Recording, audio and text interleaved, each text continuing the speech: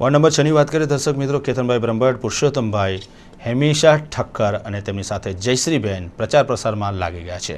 છેલ્લા ઘણા સમયથી વિસ્તારની અંદર તેઓ પ્રચાર પ્રસાર કરી રહ્યા છે। અત્યાર સુધી 80% જેટલા વિસ્તારની અંદર લોકસંપર્ક કરી ચૂક્યા છે। જબરદસ્ત પ્રતિસાદ સાંભળી રહ્યો છે। આ વિસ્તારના કેતનભાઈ બ્રહ્મભટ્ટ સક્રિય કાર્યકર્તા હોદ્દેદાર ભારતીય જનતા પાર્ટીના રહ્યા છે। ગત વર્ષે પણ તેઓ જંગી બહુમતીથી નગરસેવક તરીકે ચૂંટાયા હતા। પ્રજાની પડખે રહીને પ્રજાના કાર્યો કરવામાં તેઓ અગ્રેસર રહ્યા છે। વિકાસની જે વંજાળ લાગી છે તે વિકાસ વિસ્તારમાં કરવા માટે પણ તેઓ હંમેશા દોડતા રહ્યા છે। પ્રજાના પડખે રહીને પ્રજાના પ્રશ્નોને વાચા આપતા, પ્રજાના પ્રશ્નોની રજૂઆત કરતા કેતન બ્રહ્મભટ્ટ 5 વર્ષ સુધી સતત નજરે પડ્યા છે।